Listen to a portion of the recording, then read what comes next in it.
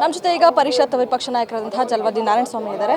Sir ನಮಸ್ತೆ. ಇವತ್ತು commissioner ಆಫೀಸ್ಗೆ ದೂರು ಕೊಡೋಕೆ ಬಂದಿದ್ದೀರಾ. ಅಂದರೆ ಕಾಂಗ್ರೆಸ್ನವರು ಪ್ರತಿಭಟನೆ ಮಾಡಿದ್ರು ಅನ್ನೋ ವಿಚಾರವಾಗಿ ನೀವು ಕೂಡ ಹೋಗಿ ಪ್ರತಿಭಟನೆ ಮಾಡ್ತಾ ಇರ್ತೀರಾ. ಯಾವ ವಿಚಾರಕ್ಕೆ ಒಂದು ದೂರನ್ನು ಕೊಟ್ಟಿರ್ತೀವಿ? ನಾವು ಪ್ರತಿಭಟನೆ ಈ ರೀತಿ ಕಳ್ಳರ ರೀತಿಯಲ್ಲಿ ಹೋಗಲ್ಲ.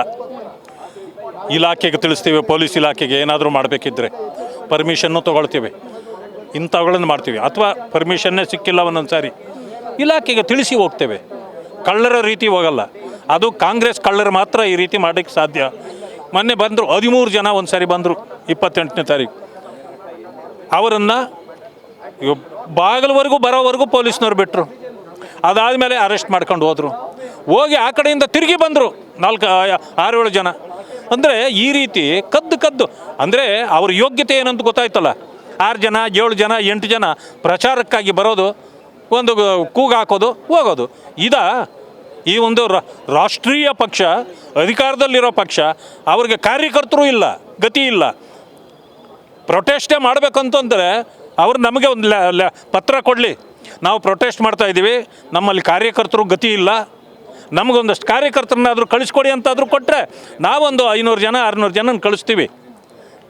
10 ಜನ 12 ಜನ 13 ಜನ ಬಂದು ಕಳ್ಳರ ರೀತಿಯಲ್ಲಿ ಕೂಗಾಕಿ ಹೋಗ್ತಾರೆ. ಇಂಥ ಪರಿಸ್ಥಿತಿ ಈಗ ಬಂದಿದೆ ಕಾಂಗ್ರೆಸ್ ಪಾರ್ಟಿ. ಇದೇ ವಿಚಾರವಾಗಿ ಕಾಂಗ್ರೆಸ್ ಅವರು ಬಿಜೆಪಿ ಕಚೇರಿ ಎದುರು 4-5 ದಿನಗಳ ಹಿಂದೆ ಪ್ರತಿಭಟನೆ ಮಾಡಿದರು. ಅವತ್ತು ಪ್ರತಿಭಟನೆ ಮಾಡುವ ಉದ್ದೇಶ ಏನು? ಭೂಪೇಂದ್ರ ಯಾದವ್ ಬಂದಿರೋ ಅನ್ನೋ ಕಾರಣಕ್ಕೆ ಮಾಡಿದಂಥದ್ದು ಅಂತ ಅಲ್ಲ. ಅವ್ರ ಉದ್ದೇಶ ಅಲ್ಲಿ ಯಾವಾಗಲೂ ನಮ್ಮ ಮೀಡಿಯಾ ಇರುತ್ತೆ, ಪ್ರಚಾರ ಸಿಗುತ್ತೆ, ಪೊಲೀಸ್ನವ್ರು ಇರ್ತಾರೆ. ಅವ್ರನ್ನೇನು ನಾವು ಹೊಡೆಯೋದು ಬಡಿಯೋದು ಏನೂ ಮಾಡೋದಿಲ್ಲ ನಾವು. ಆ ಕಾರಣದಿಂದ ಸುಮ್ಮನೆ ಬರೋದು, ಒಂದು ಸ್ಲೋಗನ್ ರೈಸ್ ಮಾಡೋದು, ಒಂದು ಪ್ರಚಾರ ತಗೊಳ್ಳೋದು, ಹೋಗೋದು.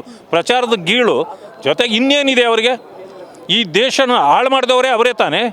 ಇಂದಿರಾ ಗಾಂಧಿಯವರು ಎಮರ್ಜೆನ್ಸಿ ತಂದಿದ್ದರಿಂದ ಪರಿಸ್ಥಿತಿ ಹದಗೆಟ್ಟಿತ್ತು. ಅದರ ವಿಷಯದಲ್ಲಿ ನಾವು ಜನಜಾಗೃತಿ ಕಾರ್ಯಕ್ರಮಗಳನ್ನು ಮಾಡ್ತಿದ್ದೀವಿ. ಅದರಿಂದ ಅದಕ್ಕಾಗಿ ಬಂದ್ವಿ ಅಂತೇಳಿ ಹೇಳ್ಕೊಂಡಿದ್ದಾರೆ. ಆದರೆ ಅವರ ಪರಿಸ್ಥಿತಿ ಇವತ್ತು ಏನಾಗಿದೆ?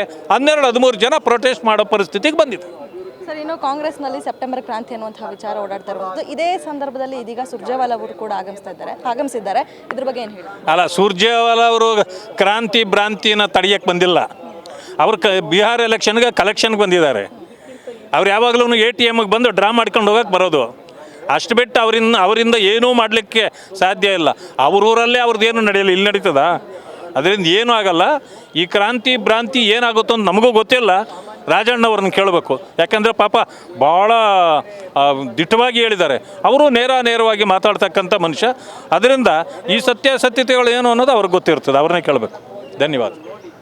ಇದಿಷ್ಟು ಪರಿಷತ್ ವಿಪಕ್ಷ ನಾಯಕರಾದಂತಹ ಜಲವಾದಿ ನಾರಾಯಣಸ್ವಾಮಿ ಅವರ ಮಾತು. ಕ್ಯಾಮ್ರಾ ಪರ್ಸನ್ ಧನುಷ್ ಜೊತೆ ಕವನ ಶಿವಣ್ಣ, ಗ್ಯಾರಂಟಿ ನ್ಯೂಸ್, ಬೆಂಗಳೂರು.